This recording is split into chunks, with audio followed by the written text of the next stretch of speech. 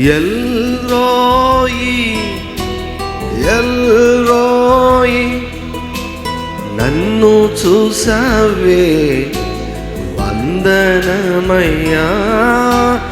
El Roi El Roi నన్ను చూసావే వందనమయ్యా.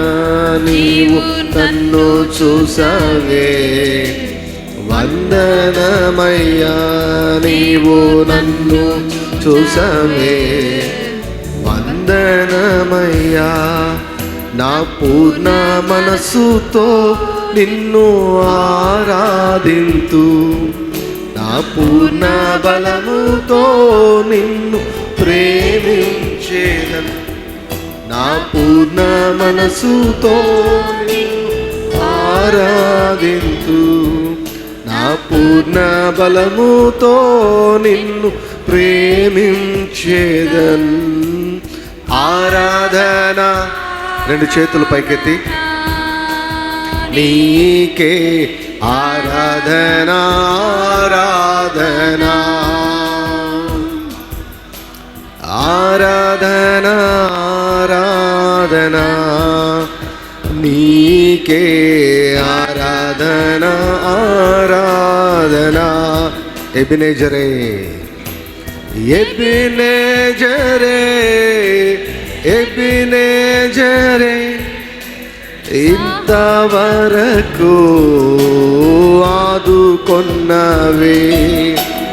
ఎబినేజరే ఎబినేజరే సహాయమును చేసావే మాకు, సహాయమును చేసావే మాకు, సహాయమును చేసావే.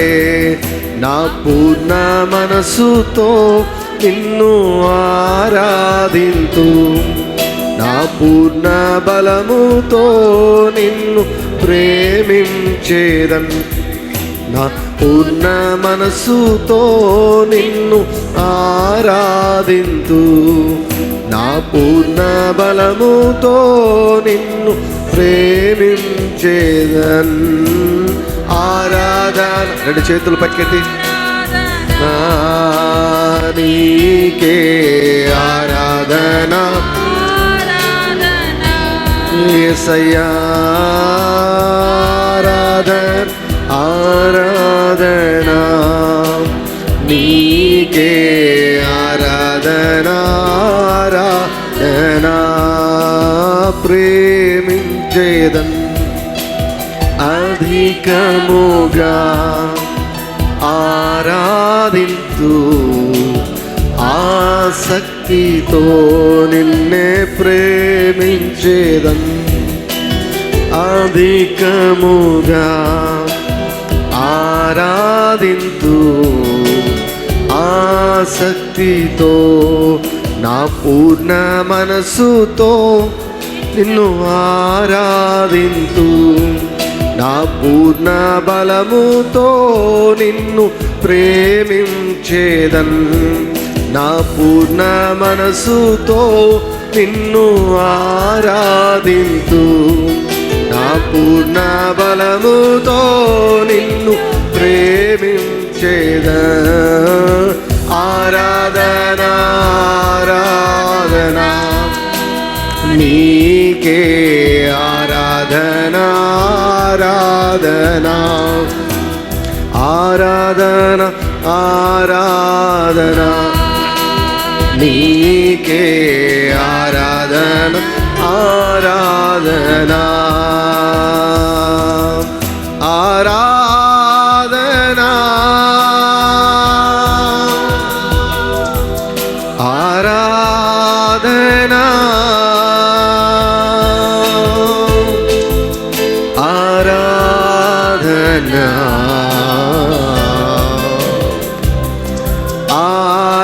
ఆరాధన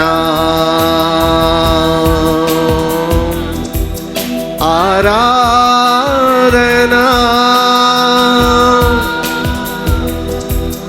ఆరాధన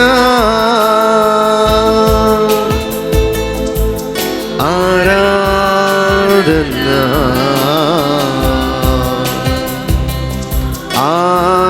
ఆరాధన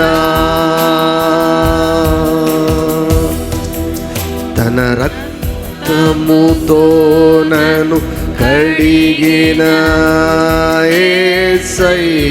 యేసయ్యకే ఆరాధన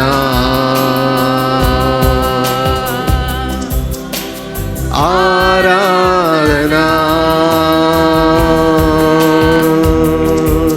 తన రక్తముతో నన్ను కడిగిన యేసయ్యకే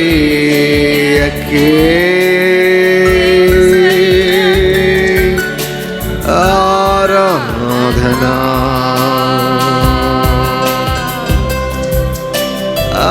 ఆరాధన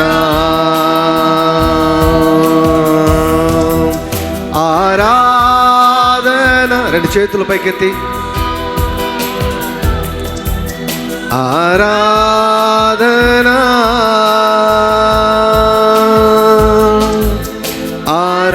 ఆరాధన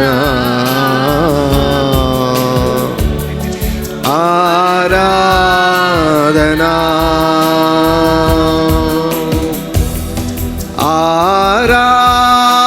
ఆరాధన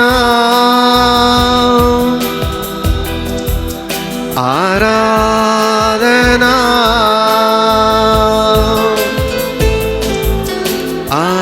ఆరాధన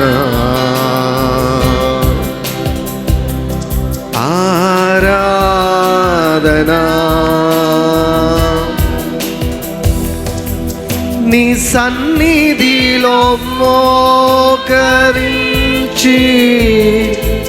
నీ మార్గములో సాగేదా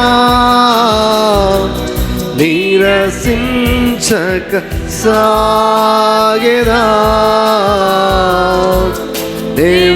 దేవేనుదిరుగా నీ సన్నిధిలో మోకరించి నీ మార్గములో సాగేదా నీరసించక సాగేదా దేవేనుదిరుగా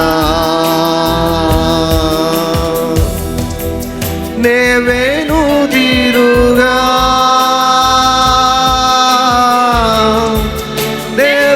దేవేనుదిరుగా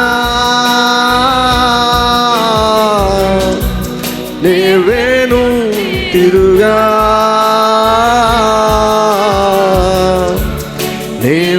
దేవేనుదిరుగా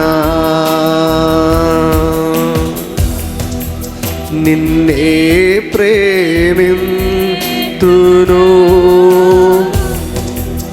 నిన్నే ప్రేమింతును యేసు నిన్నే ప్రేమింతును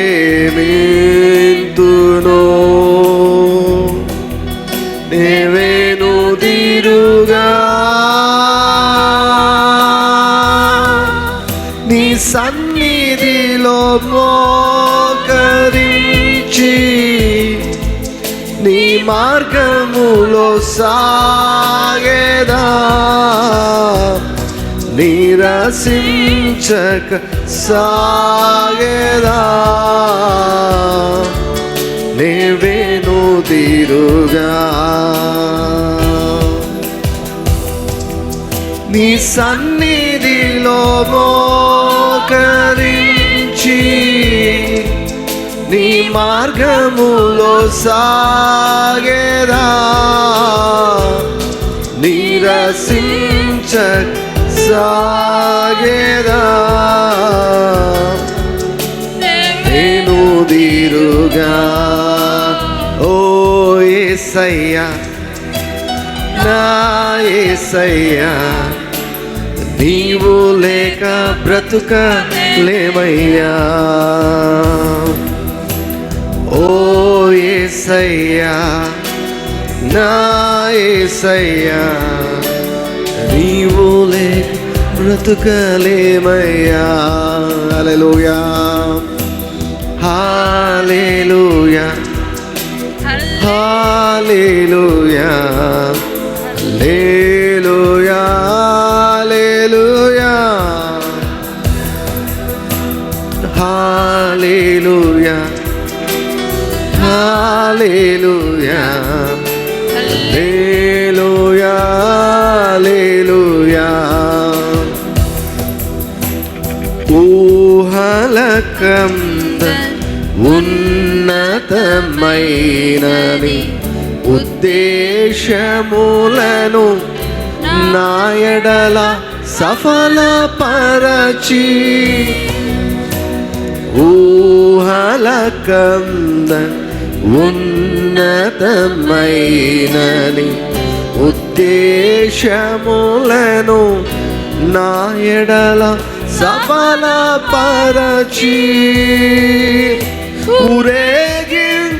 ఊరేగించుచున్నావు విజయోత్సవముతో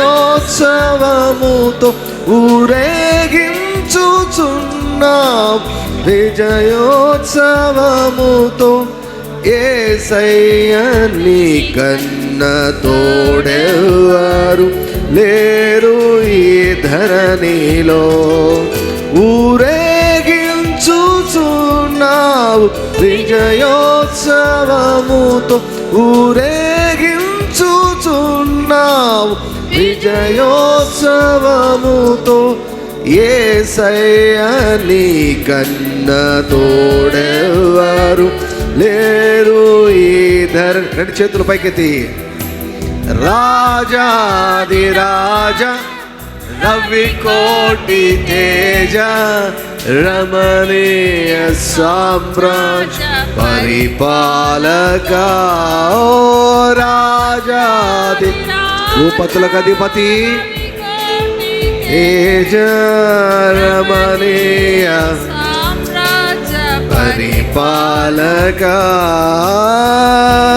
ఏమివ్వగలను ఏమివ్వగలను ఏమివ్వగలను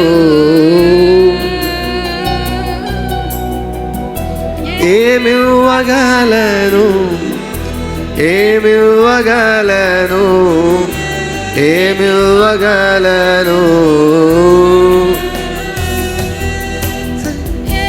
యేసయ్యా యేసయ్యా యేసయ్యా యేసయ్యా యేసయ్యా యేసయ్యా యేసయ్యా యేసయ్యా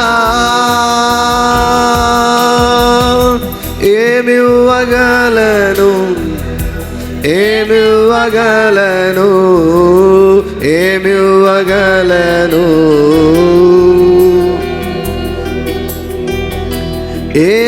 ఏమివ్వగలను ఏమివ్వగలను ఏమివ్వగలను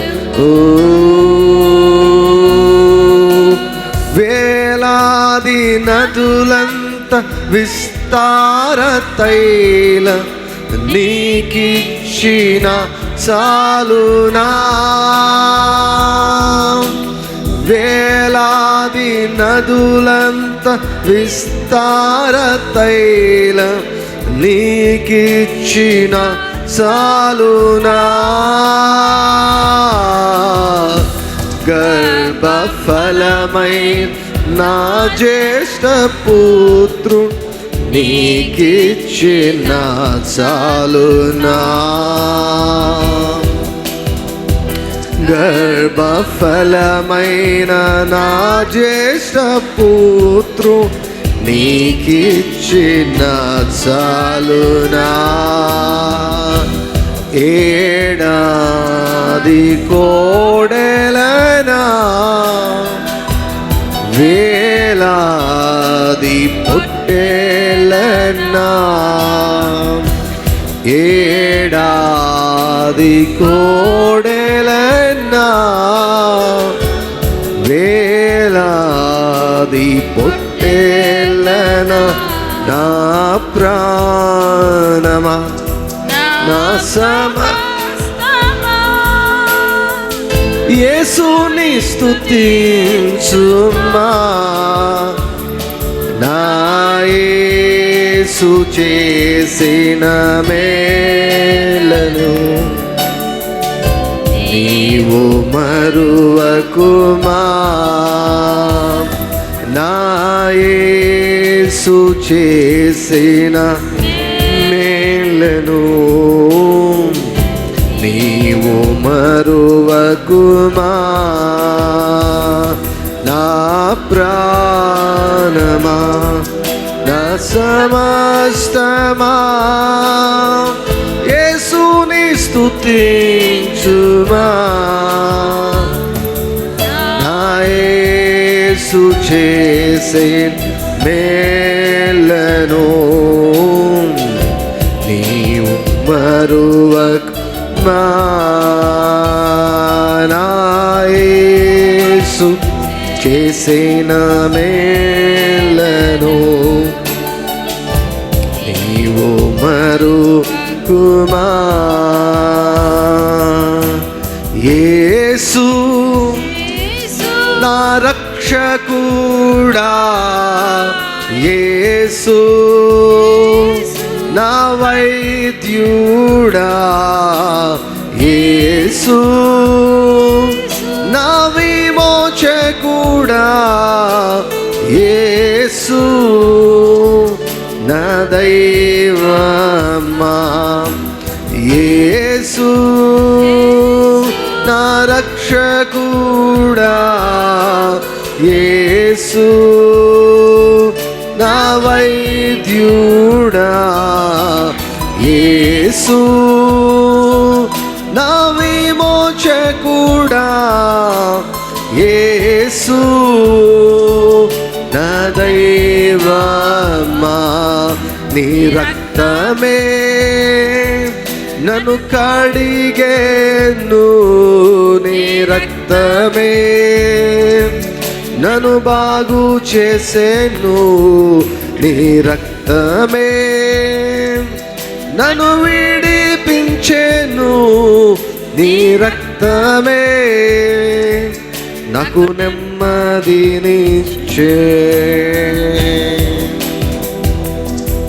థ్యాంక్ యూ లార్డ్. ఓ రమహశకర బాబా బాబా. రెండు చేతుల పైకి కృతజ్ఞతలు చెల్లిద్దామండి. ఫిబ్రవరి మాసం ఆఖరి దినంలోనికి ప్రవేశపెట్టాడు దేవుడు. ఓలా బహాసకే బోరాక రబాక లబా షందర మహాసకే బేహే బోలా బాబా. Thank you Lord, thank you Lord. యేసయ్యా మీకు స్తోత్రం, మీ కృతజ్ఞతలు ఆయన. ఫిబ్రవరి మాసం 1వ తారీఖు నుంచి తండ్రి అయ్యా 28వ తారీఖు వరకు నాయన ప్రతిరోజు కూడా తండ్రి అయ్యా ఏ రోజుకు కావలసిన ఆ కృపను ఆ కనికరాన్ని మాకు ఇస్తూ వచ్చినందుకు మీకు వందనాలు తండ్రి. అయ్యా మమ్మల్ని పోషిస్తూ వచ్చినందుకు వందనాలు, మమ్మల్ని ఆదుకుంటూ వచ్చినందుకు వందనాలు, మమ్మల్ని ఆదరిస్తూ వచ్చినందుకు వందనాలు, మాకు సహాయం చేస్తూ వచ్చినందుకు కృతజ్ఞతలు. మాకు తండ్రి మమ్మల్ని నడిపించినందుకు మీకు కృతజ్ఞతలు. మొరపెట్టిన ప్రతిసారి ఉత్తరమిచ్చినందుకు కృతజ్ఞతలు. మమ్మల్ని నడిపించినందుకు కృతజ్ఞతలు అయ్యా. మా పైన మీ కనుదృష్టిని నిలిపినందుకు కృతజ్ఞతలు అయ్యా. మమ్మల్ని విడవనందుకు కృతజ్ఞతలు అయ్యా. మాతో ఎల్లప్పుడూ ఉన్నందుకు కృతజ్ఞతలు అయ్యా. తండ్రి మీకు వందనాలు చెల్లిస్తున్నాం తండ్రి, మీకు స్తోత్రం చెల్లిస్తున్నాం, మీకు కృతజ్ఞతలు చెల్లిస్తున్నాం. అందరు చెప్పండి, అందరు కృతజ్ఞతలు చెల్లించండి. నోరు తెచ్చి thank you lord Jesus, thank you lord Jesus, thank you lord Jesus. మా ఎడల మీరు దయాళుడవై ఉన్నారయ్యా, మీ కృతజ్ఞతలు చెల్లిస్తున్నాం నాయన. మా ఎడల మీరు దయాళుడవై ఉన్నారు ప్రభు, మీకు వందనాలు తండ్రి. అయ్యా మీ మంచితనం అంతా చూపిస్తూ వస్తున్నారయ్యా, మీకు వందనాలు తండ్రి. మీ మంచితనం అంతా చూపిస్తూ వస్తున్నారు, మీ కృతజ్ఞతలు తండ్రి. మీ మంచితనాన్ని బట్టి మీకు వందనాలు చెల్లిస్తున్నామయ్యా.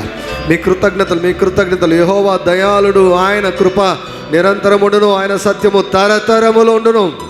రబా మమ్మల్ని మలుస్తున్నందుకు మీకు స్తోత్రం, మమ్మల్ని మారుస్తున్నందుకు మీకు స్తోత్రం. ఓ రబ మమ్మల్ని చెక్కుతూ ఉన్నందుకు స్తోత్రం. మీ సారూప్యంలోనికి మలుస్తూ ఉన్నందుకు మీకు స్తోత్రం నాయన. యేసయ్యా మీకు స్తోత్రం, యేసయ్యా మీకు స్తోత్రం. యేసయ్యా మీకు స్తోత్రం, యేసయ్యా మీకు స్తోత్రం. మీ కృతజ్ఞతలు, మీ కృతజ్ఞతలు. వాక్యాన్ని నేర్పిస్తున్నందుకు కృతజ్ఞతలు తండ్రి.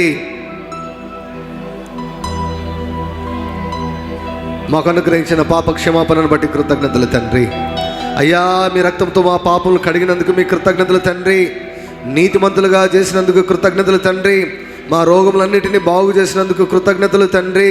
అయ్యా, అంధకార సంబంధమైన అధికారం నుంచి మమ్మల్ని విడిపించినందుకు మీకు కృతజ్ఞతలు తండ్రి. యేసయ్యా మీకు వందనాలు తండ్రి. మమ్మల్ని దీవించినందుకు మీకు కృతజ్ఞతలయ్యా. ధర్మశాస్త్ర సంబంధమైన శాపము నుంచి మమ్మల్ని విడిపించినందుకు కృతజ్ఞతలైనా. జీవమునకు భక్తికి కావలసిన సమస్తమును మాకు దయచేసినందుకు మీకు కృతజ్ఞతలు తండ్రి. మాలో ఎల్లప్పుడు ఉండుటకై పరిశుద్ధాత్మను మాకు అనుగ్రహించినందుకు మీకు కృతజ్ఞతలు తండ్రి. సమస్తమును బోధించే పరిశుద్ధాత్మను బట్టి కృతజ్ఞతలు. ప్రార్థనలో మాకు సహాయం చేసే పరిశుద్ధాత్మను బట్టి తండ్రి మీకు కృతజ్ఞతలు చెల్లిస్తున్నాం. అమూల్యములను అత్యధికములైన వాగ్దానములను మాకు దయచేసినందుకు మీకు కృతజ్ఞతలు చెల్లిస్తున్నాం. వాక్యాన్ని ఇచ్చారు, వందనాలు. వాక్యాన్ని వివరించే బోధకులను ఇచ్చారు, వందనాలు. సమూహముగా కూడి, సమాజముగా కూడి మిమ్మల్ని ఆరాధించే నిమిత్తము మాకు కట్టడాలు ఇచ్చారు, బిల్డింగ్స్ ఇచ్చారు నాయన. మీ కృతజ్ఞతలు. ఇచ్చిన ప్రతి వసతిని బట్టి మీ కృతజ్ఞతలు, ప్రతి ఫెసిలిటీని బట్టి మీ కృతజ్ఞతలు, ప్రతి ఎక్విప్మెంట్ని బట్టి మీ కృతజ్ఞతలు అయ్యా. ప్రతి టెక్నీషియన్ బట్టి మీ కృతజ్ఞతలు, ప్రతి విశ్వాసిని బట్టి మీ కృతజ్ఞతలు, ప్రతి కుటుంబాన్ని బట్టి మీకు కృతజ్ఞతలు అయ్యా. ఈ స్థలములో నాయనా జరుగుతున్న ప్రతి ప్రార్థన బట్టి మీ కృతజ్ఞతలు, ప్రతి విషయమందు మీ కృతజ్ఞతలు చెల్లిస్తున్నాం తండ్రి.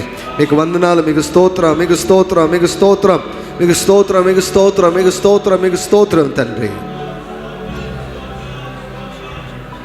ఇశ్రాయేల్ చేయు స్తోత్రముల పైన ఆశుడైనటువంటి దేవా మీకు వందనాలు తండ్రి. మంచి పోరాటం నేర్పిస్తున్నారు, ఎలా పోరాడాలో నేర్పిస్తున్నారు, మెలకువలు నేర్పిస్తున్నారు తండ్రి. మీ కృతజ్ఞతలు చెల్లిస్తాం అయ్యా. మేమందరం కూడా ప్రతి సవాలులో గెలవాలయ్యా. మేమందరం ప్రతి సవాల్లో గెలుచు నిమిత్తం తండ్రి మీ వాక్యంలో ఉన్న సంగతులను, సత్యాన్ని ప్రభువా మాకు తెలియజేస్తున్నందుకు మీకు కృతజ్ఞతలు చెల్లిస్తూ ఈరోజు కూడా మాతో మాట్లాడండి. మా మనోనేత్రాలు వెలిగింపచేయండి, మా కళ్ళను తెరవచేయండి తండ్రి. ఏం చూడాలో అవి చూపించండి అయ్యా. ఏం వినాలో వినపడ చేయండి తండ్రి. ఏవి తెలుసుకోవాలో తెలుసుకుని చేయండి తండ్రి. ప్రతి అబద్ధాన్ని కాల్చివేయండి. ప్రతి అబద్ధము కాలిపోవునగాక. సాతాను కట్టిన ప్రతి అబద్ధము కాలిపోవునగాక. సర్వసత్యంలోనికి మమ్మల్ని నడిపించండి. ప్రతి మనసును నీ వాక్యం ద్వారా క్రొత్త మనసుగా మార్చండి. ఈ గడిలో మాకందరికీ క్రొత్త మనసు వచ్చునుగాక. క్రొత్త తలంపుల చేత మా మనసు నిండిపోవునుగాక. నీ హస్తముతో తండ్రి మా మనసుల పైన, హృదయం పైన నీ వాక్యమును మీరు రాయుదురుగాక. మీ వాక్యము మా మనసులో, మా దేహాల్లో, మా ఆత్మలో, మా జీవితాల్లో ప్రబలమై వ్యాపించునుగాక. యేసుక్రీస్తు వారి ఘనమైన ఉన్నతమైన నామములో కృతజ్ఞత స్తుతి ప్రార్థన ఆరాధనలు సమర్పిస్తున్నాం తండ్రి. ఆమేన్, ఆమేన్. దయచేసి కూర్చోనండి. ఫిబ్రవరి మాసం అంతా మనలో దేవుడు భద్రపరిచి మరి చివరి దినములో ఆయన ప్రవేశపెట్టారు. దాన్ని బట్టి రెండు చేతులు పైకెత్తి ఆయన నామాన్ని మహిమపరుద్దామండి. హల్లెలూయా. మనమందరం కూడా ఎల్లప్పుడూ కూడా ఆయన కృపను గుర్తిస్తూ ఉండాలి. ఎల్లప్పుడూ కూడా దేవుని వాక్యంలో వ్రాయబడింది, అన్నిటి యందు ఎల్లప్పుడూ కూడా ప్రతి విషయమందును కృతజ్ఞతలు దేవునికి చెల్లిస్తూ ఉండాలంట. హల్లెలూయా. సో థ్యాంక్స్ గివింగ్ అన్నటువంటిది అది ఒక లైఫ్ స్టైల్గా అవ్వాలి. ఎప్పుడు కూడా మన నోట దేవునికి కృతజ్ఞతలు వస్తూ ఉండాలి. కృతజ్ఞత పాటలు, కృతజ్ఞత కీర్తనలు వస్తూ ఉండాలి. హల్లెలూయా. ఆయన చాలా మేలులు చేశాడు మనకు. చాలాసార్లు మన లోటులు, మన కొరతలు కనిపిస్తుంటాయి. కానీ దేవుడు చేసినటువంటి అనేకమైనటువంటి కార్యాలు మనం తలపోసుకుంటూ ఆయనకి ఎల్లప్పుడూ కృతజ్ఞతలు చెల్లిస్తూ ఉండాలి. నేను మార్నింగ్ కూడా చెప్పాను, కృతజ్ఞతకు కృపకు ఒకే పదం వాడబడిందంట గ్రీక్లో. Thanksgiving and grace. కృపకు కృతజ్ఞతకు ఒకే పదం వాడబడింది అనమాట.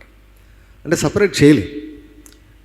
సో మనం దేవునికి ఎంత కృతజ్ఞతలు చెల్లిస్తే మన పైన అంత కృప విస్తరించబడుతుంది. హల్లెలూయ. ఆయన కృప దేనికైనా సరిపోతుంది మనకు. His grace is sufficient for anything that is concerning our life. So కనుక we should always cultivate an attitude of thanksgiving. దేవునికి కృతజ్ఞతలు చెల్లించుటందు మనం ఎల్లప్పుడూ కూడా విస్తరిస్తూ ఉండాలంట. సో కాబట్టి ప్రతి విషయమందు కూడా డెలిబరేట్గా, ఆన్ పర్పస్, ఉద్దేశపూర్వకంగా ఆయనకు మనము కృతజ్ఞతలు చెల్లిస్తూ ఉండాలి. రండి మన రెగ్యులర్ టాపిక్లోనికి మనం వెళ్దాం. మంచి పోరాటం. అపోస్తలుడైనటువంటి పౌలు గారు తిమోతికి రాసినటువంటి మొదటి పత్రిక 6వ అధ్యాయము 12వ వచనం.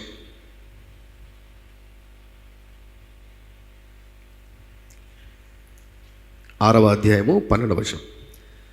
విశ్వాస సంబంధమైన మంచి పోరాడము, నిత్య జీవమును చేపట్టుము, దాని పొందుటకు నీవు పిలువబడి అనేక సాక్షుల ఎదుట మంచి ఒప్పుకొట్టివి.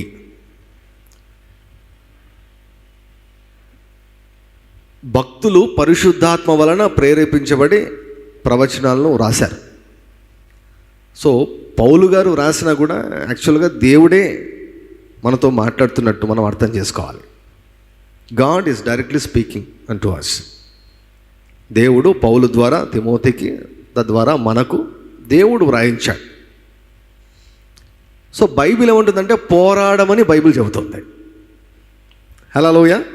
ఏమని చెప్తుందండి బైబిల్? దేవుడు ఏమంటున్నాడు? పోరాడమంటున్నాడు. సో దేవుడు పోరాడమంటున్నాడు అంటే మనం ఏం చేయాలి చెప్పండి? పోరాడాలి. ఎవరైనా no I'm not a fighter, నేను పోరాడేవాడిని కాదు, ఐఎమ్ ఏ లవర్ అన్నారు అనుకోండి, నేను అంత స్మూత్, సాఫ్ట్, అంతా ప్రేమించడమే నాది, నాకు పోరాటం అంటే తెలియదు, గొడవలు అంటే తెలియదు, వాదన అంటే తెలియదు అని అంటుంటే అది కుదరదు. మనుషులను ప్రేమించాలి, దయ్యాలతో పోరాడాలి. హల్లెలూయా. రెండు లక్షణాలు ఉండాలి. We should have both of this qualities. మనుషులను ప్రేమించాలి, దురాత్మలతో మనం పోరాడాలి. సో ఇక్కడ విశ్వాస సంబంధమైన మంచి పోరాడమంటున్నారు. సో పోరాటం మాత్రం తప్పదు. నేను ఎప్పుడు చెప్తుంటాను, we are called to fight, we are called to battle, but destine to victory. పోరాడడానికి పిలువబడ్డాం, విజయాన్ని దేవుడు వాగ్దానము చేశాడు. సో ఈ పోరాటానికి పేరు చాలాసార్లు కొత్త వాళ్ళు వస్తుంటారు కాబట్టి కొన్నిసార్లు నేను రిఫ్రెష్ చేస్తుంటాను. మనం విన్నా కూడా తెలిసింది మరలా విన్నా కూడా అది మనకు ఉపయోగకరంగానే ఉంటుంది. సో కాబట్టి ఈ పోరాటానికి ఇవ్వబడినటువంటి రెండు పేర్లు ఏమిటంటే, ఇది విశ్వాసానికి సంబంధించినటువంటి పోరాటం ప్లస్ మంచి పోరాటం. మంచి పోరాటం అని ఎందుకన్నాడంటే విజయం మనదే కాబట్టి. విశ్వాస సంబంధమైన పోరాటం అని ఎందుకన్నాడంటే ఇది నమ్మకాల మధ్య పోరాటం. This is a fight in between beliefs. నమ్మకాల మధ్య పోరాటం. సో మాటల యుద్ధం అని చెప్పాను. తర్వాత ఈ మాటలు మన నోట నుంచి మనం నమ్మిన దాన్ని బట్టి వస్తాయి. కొన్ని మాటలు ఏమైనా మనం మాట్లాడామంటే మనం ఏం నమ్ముతామో అవి మాట్లాడతాం. హృదయము నిండి దాన్ని బట్టి నోరు మాట్లాడుతుంది. విశ్వసించి తిని గనుక మాట్లాడితిని. చాలాసార్లు మన బిలీఫ్ సిస్టమ్ చాలా ప్రాముఖ్యమైంది. మన హృదయంలో ఏమి నమ్ముతున్నామో, మన మనసులో ఏ నమ్మకాలు స్థిరపడ్డాయో అవి చాలా కీలకమైన, అవే మన జీవితాలను నడిపించేవి. సో మీరు ఏదో ఒక విషయాన్ని నమ్మారు కాబట్టి ఇక్కడికి వచ్చారు. సాయంకాలం దేవుని యొక్క సన్నిధిలో గడపడం వల్ల దీవెన, ఆశీర్వాదము అని మీరు నమ్మారు కాబట్టి ఇక్కడికి వచ్చారు. సో దాన్ని నమ్మనటువంటి వారు బయట తిరుక్కుంటూ ఉన్నారు. చాలాసార్లు మన క్రియలన్నీ కూడా, మన క్రియలు కానీ, మన మాటలు కానీ, మన నమ్మకాలపైనే ఆధారపడి ఉంటాయి. సో కాబట్టి ఈ పోరాటము నమ్మకాల మధ్య పోరాటము, అందుకే విశ్వాస సంబంధమైన పోరాటము అని వ్రాయబడింది. What we are believing is very important. So తిమోతికేమో పౌలు మంచి పోరాటం పోరాడు అని చెప్పాడు. ఎలా పోరాడాలో కూడా తెలియజేశాడు. నిత్య జీవాన్ని చేపట్టుమన్నాడు. దాని పొందుటకు, దేని పొందుటకు? నిత్య జీవాన్ని పొందుటకు. నిత్య జీవం అంటే ఏంటి? వాగ్దానము. దేవుడు నీకు చేసిన వాగ్దానము, లేక కృప నీ కొరకు సిద్ధపరిచినటువంటి మేలు. దేవుని కృప మనకు కొరకు సమస్తమును సిద్ధపరిచింది. హల్లెలూయా. God's grace has provided everything that we ever need in our life. కృప సిద్ధపరిచింది. అది ఇప్పుడు ఏ రకంగా అందుబాటులో ఉందంటే వాగ్దాన రూపంలో అందుబాటులో ఉంది. నిత్య జీవం అంటే వాగ్దానం అనమాట. ఆ వాగ్దానాన్ని గట్టిగా పట్టుకోమంటున్నాడు. దాని పొందుటకు, దేని పొందుటకు అంటే ఆ వాగ్దానాన్ని పొందుటకు, ఆ వాగ్దాన నెరవేర్పును అనుభవించుటకు మనం పిలువబడ్డామంట. క్రైస్తవ జీవితం అంటే వాగ్దానాల నెరవేర్పులాగా ఉండాలి. వాగ్దానాలు నెరవేరుతూ ఉండాలి. నా దేవుడు నాకు ఈ వాగ్దానం చేశాడు, ఈ వాగ్దానం నెరవేర్చాడు అని మనం సాక్ష్యం చెప్పినప్పుడు ఆయన మహిమ పొందుకుంటాడు. హల్లెలూయా. సో క్రైస్తవ జీవితం అంటే ఒక రిలీజియస్ లైఫ్ లాగా ఉండకుండా టెస్టిమోనీస్ ఉండాలి. సో దాని పొందుటకు నీవు పిలువబడి అనేక సాక్షులు ఎదుట మంచి ఒప్పుకుంటుంది. దాన్ని పొందేదానికి నిత్య జీవాన్ని చేపట్టి, అంటే వాగ్దానాన్ని చేపట్టి, వాగ్దానాన్ని పట్టుకొని ఆ వాగ్దానాన్ని అనుభవించేదానికి నువ్వేం చేసావంటే మంచి ఒప్పుకున్నావు. సో వాగ్దానం నెరవేర్చబడాలి అంటే ఏం చేయాలని? మంచి ఒప్పుకోవాలి. అంటే మంచి ఒప్పుకోవడం అంటే నోటితో మాట్లాడాలి. నోటితో ఏ మాటలు మనము ఎక్కువ మాట్లాడుతూ ఉంటామో వాటిని మనం పొందుకుంటాము. ఇంగ్లీష్లో ఒక ఫ్రేజ్ ఉంది, కన్ఫెషన్ బ్రింగ్స్ పొసెషన్. నోటితో ఒప్పుకోవడం ద్వారా నోటితో ఒప్పుకున్న వాటిని మనము స్వాధీనము చేసుకుంటాము. అసలు మనం ఏ రీతిగా రక్షించబడ్డాం? మన రక్షణకు మార్గం ఏంటి? ఓసారి చూపిస్తాను. రోమీయులకు రాసిన పత్రిక 10వ అధ్యాయం, రోమా 10. ఇది కీలకమైనటువంటిది. మన దేవుని రాజ్యంలోనికి ఎలా ప్రవేశించాం, పాపక్షమాపణ ఎలా పొందుకున్నాం, నూతన సృష్టిని మనము ఏ రీతిగా మనం పొందుకున్నాం. రోమీయులకు రాసిన పత్రిక 10వ అధ్యాయం 9వ వచనం. అదేమనగా యేసు ప్రభు అని ఏముందండి? చూడండి మీ బైబిల్లో బాగా. యేసు ప్రభు అని ఏమని ఉంది? చదవండి, గట్టిగా చదవండి. యేసు ప్రభు అని నీ నోటితో ఒప్పుకొని. యేసు ప్రభు అని నమ్మితే సరిపోదు. యేసు దేవుడని జస్ట్ నమ్మితే సరిపోదు. ఏం చేయాలి? నోటితో ఒప్పుకొని దేవుడు మృతులలో నుండి ఆయన లేపనని నీ హృదయమందు విశ్వసించిన ఎడల నీవు రక్షించబడదువు. సో రక్షించబడాలంటే 2 జరగాలి. 1 నమ్మాలి, 2 మాట్లాడాలి. వచ్చాయి కదా ఇప్పుడు మంచి పోరాటంలో. విశ్వాస సంబంధమైన మంచి పోరాటం అన్నాడు, మంచి ఒప్పుకోవాలన్నాడు. అంటే నమ్మాలి, మాట్లాడాలి. దేవుడు నీ గురించి ఏమి చెప్పాడో, దేవుడు నీ కోసం ఏమి చేశాడో, దేవుడు నీ గురించి ఏమి చెబుతున్నాడో, దేవుడు రేపటి గురించి, నీ భవిష్యత్తు గురించి ఏమి చెబుతున్నాడో వాటిని నమ్మాలి. నమ్మి నోటితో ఒప్పుకోవాలి. 10వ వచనం. ఏలయనగా నీతి కలుగునట్లు మనుషుడు హృదయంలో విశ్వసించును. విశ్వసిస్తే ఏమవుతుందంటే నీతి కలుగుతుంది. విశ్వసిస్తే నీతి కలుగుతుంది. అబ్రహాము దేవుని మాటను నమ్మెను, అది అతనికి నీతిగా ఎంచబడెను. సో మనం ఎలా నీతిమంతులమయ్యాం? నమ్మడం మూలంగానే. యేసయ్యను నమ్మిన వారు నీతిమంతులైపోయారు. నమ్మడం మూలంగా నీతిమంతులమయ్యాం. నమ్మడం మూలంగా మనం నీతిమంతులమయ్యాం. అయితే రక్షణ కలుగునట్లు నోటితో ఒప్పుకొనును. రక్షణ కలుగునట్లు నోటితో ఒప్పుకొనును. సో హృదయముతో నమ్మాలి, నోటితో ఒప్పుకోవాలి. రక్షణ కలగాలంటే హృదయముతో నమ్మాలి, రెండవది నోటితో ఒప్పుకోవాలి.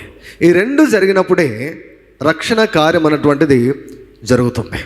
సో అందుకే పౌలు గారు తిమోతికి వ్రాస్తూ విశ్వాస సంబంధమైన మంచి పోరాటం పోరాడము, నిత్య జీవాన్ని చేయబట్టము, దాన్ని అనుభవించేదానికి, దాన్ని పొందేదానికి నువ్వు పిలువబడ్డావు. సో కాబట్టి మంచి ఒప్పుకోలు నువ్వు ఒప్పుకున్నావని అప్రిషియేట్ చేస్తూ ఉన్నాడు. దీన్ని యేసుక్రీస్తు దినం వరకు దీన్ని ఇదే రీతిగా నువ్వు కొనసాగించాలి అని తిమోతికి చెబుతున్నాడు. రెండో పత్రికలోకి వెళ్ళే లోపల ఏమంటాడు తెలుసా? మంచి పోరాటం నేను పోరాడాను అంటాడు. మొదటి పత్రికలేమో తిమోతితో పోరాడు అంటున్నాడు, రెండో పత్రికలకు వచ్చే లోపల నేను పోరాడాను అంటున్నాడు. సో కనుక ఈ మంచి పోరాటం అంతా కూడా ప్రియులారా, ఇది మాటలతో, నోటి మాటలతో విశ్వాసానికి సంబంధించింది. నమ్మిన దాన్ని మాట్లాడడానికి సంబంధించినటువంటి విషయం అన్నమాట. సో ఏది నమ్ముతామో అది మనం మాట్లాడాలి, ఆ నమ్మకం పైన మనము నిలబడాలి. So this is very important. ఈరోజు ఇంకా కొంచెము క్షుణ్ణంగా, ఇంకా కొంచెము లోతుగా మీకు చూపించాలని నేను మనవి చేస్తున్నాను. ఇంతకు నువ్వు చెప్పాను నేను, ఇది పోరాటము సత్యానికి అబద్ధానికి మధ్య అని చెప్పచ్చు. సత్యానికి అబద్ధానికి మధ్య. దేవుడు సత్యవంతుడు, ఆయన సత్యము, ఆయన వాక్యము సత్యము, ఆయన ఏది పలికితే అది సత్యము. అపవాది వాడు అబద్ధానికి జనకుడు, అబద్ధానికి కర్త. సో కాబట్టి ఈ ఆత్మీయ పోరాటం అంతా కత్తులతో చేసేది కాదు, సత్యానికి అసత్యానికి మధ్య యుద్ధం, నిజానికి అబద్ధాలకు మధ్య యుద్ధం. ఇప్పుడు దేని నమ్ముతావా అన్నటువంటిది మన మీద ఆధారపడి ఉంది. దేన్ని నమ్మితే దాన్ని మనం అనుభవిస్తాం. సత్యాన్ని నమ్మితే మనము స్వాతంత్రాన్ని అనుభవిస్తాం. సత్యాన్ని నమ్మి సత్యాన్ని ఒప్పుకుంటే నిత్య జీవాన్ని మనం అనుభవిస్తాం, లేక వాగ్దాన నెరవేర్పును మనం అనుభవిస్తాం. సత్యాన్ని నమ్మకుండా సత్యాన్ని ప్రక్కకు త్రోసివేసి దెయ్యం యొక్క అబద్ధాలు మనం నమ్మామంటే బంధించబడతాం. ప్రభు అన్నాడు కదా, నా వాక్యం నందు మీరు నిలిచిన వారైతే మీరు నిజంగా నా శిష్యులు అవుతారు, సత్యాన్ని గ్రహిస్తారు, సత్యము మిమ్మలను స్వతంత్రులుగా చేయను. సత్యము మనల్ని స్వతంత్రులుగా చేస్తే అబద్ధం మనల్ని బంధిస్తుంది.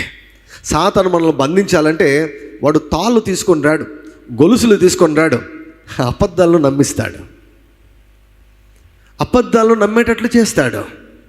సో కాబట్టి వాడు సమాచారాన్ని ఇస్తాడు మనసుకు, ఆలోచనల రూపంలోనో, మాటల రూపంలోనో, మరొకరి ద్వారానో, ఏదో ఒక రూపంగానో సమాచారాన్ని వాడు ఎక్కడికి చేరవేస్తాడంటే నీ మనసుకు చేరవేస్తాడు. వాడు నీ మనసుకు చేరవేస్తాడు. సో నీ మనసుకు చేరవేసినప్పుడు నీవు వాటిని పరీక్షించకుండా వాటిని అనుమతించావు అంటే, రిసీవ్ చేసుకున్నావు అంటే, రెసిస్ట్ చేయకుండా రిసీవ్ చేసుకున్నావు అంటే నువ్వు బంధించబడతావు. Many people are bound in their minds because of the lies of the devil. So కాబట్టి అవి కొంతకాలం అదే రీతిగా కొనసాగినప్పుడు ఏమవుతుందంటే అవి దుర్గాలై కూర్చుంటాయి అన్నమాట, దుర్గాలై కూర్చుంటాయి. సో కనుక పోరాటం గురించి మనం తెలియాలి, అపవాది గురించి మనకు తెలియాలి. ఒకసారి చూద్దామా, ప్రకటన గ్రంథము 12వ అధ్యాయం. ప్రకటన గ్రంథము 12వ అధ్యాయం 9వ వచనం. ప్రకటన గ్రంథము 12వ అధ్యాయము 9వ వచనం. కాగా సర్వలోకమును మోసపుచ్చుచు అపవాది అనియు సాతాననియు పేరు గల ఆది సర్పమైన ఆ మహాఘట సర్పము. ఏంటండి వాని పని? సర్వలోకాన్ని ఏం చేస్తున్నాడంట? మోసపుచ్చుతూ ఉన్నాడు. సో సాతాను 3 స్థాయిల్లో, 3 కోణాల్లో, 3 లెవెల్స్లో వాడు మోసం చేస్తూ ఉంటాడు. So he is a cheat అన్నమాట. వాడు మోసగాడు, అపవాది మోసగాడు. వాడు ఏదో ఒక చిన్న గుంపును, ఒక చిన్న కుటుంబాన్ని, ఒక వ్యక్తిని, ఒక ఊరిని కాదు, సర్వలోకాన్నే వాడు మోసం చేస్తూ ఉన్నాడు అన్నమాట.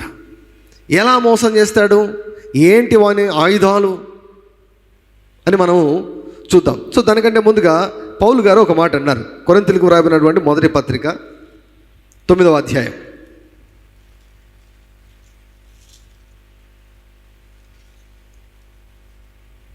కొరింథీయులకు వ్రాయబడినటువంటి మొదటి పత్రిక 9వ అధ్యాయం 26వ వచనం. కాబట్టి నేను గురి చూడని వాని వలె పరిగెత్తువాడను కాను, గాలిని కొట్టినట్టు నేను పోట్లాడుట లేదు. గాలిని కొట్టినట్లు నేను పోట్లాడుట లేదు.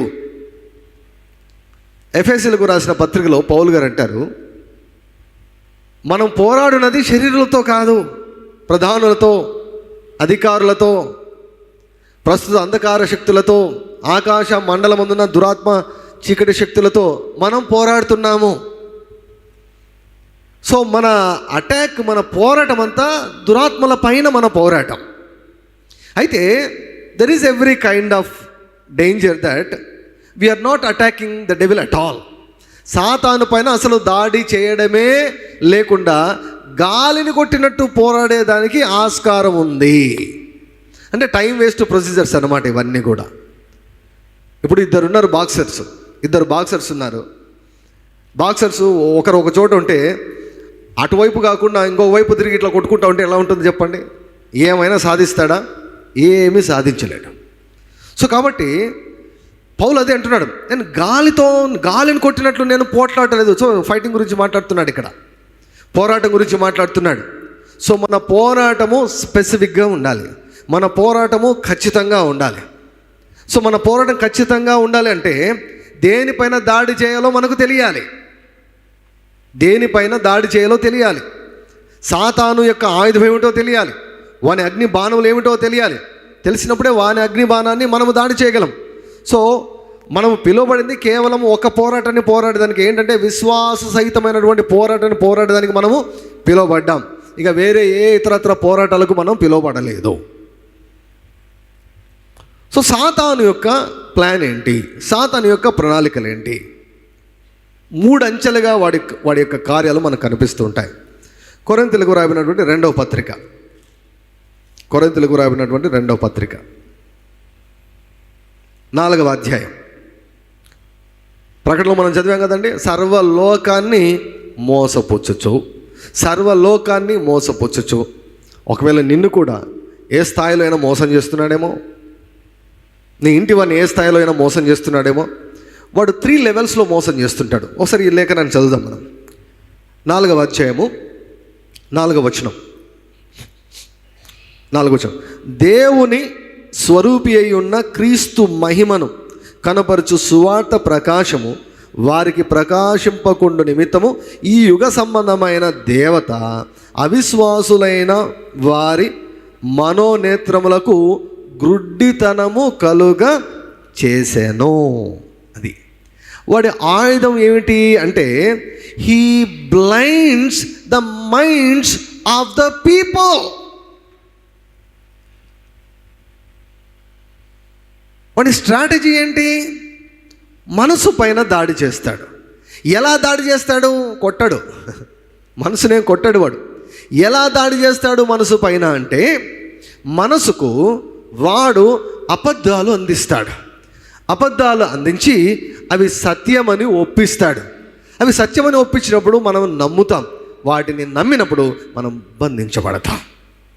సో కాబట్టి క్రీస్తు సువార్త ప్రకాశము అవిశ్వాసులైన వారికి ప్రకాశించకుండా వాడు ఏం చేశాడంట? గ్రుడ్డితనం కలగజేశాడంట. సో కాబట్టి వారు ఏం నమ్ముతున్నారు? యేసు కూడా, ఆయన కూడా ఒక దేవుడు అని కొంతమంది అనుకుంటారు. అది కొంతమంది యొక్క ఒక గుంపు యొక్క నమ్మకం. అసలు యేసు ప్రభు లేనే లేడని కొంతమంది అంటారు.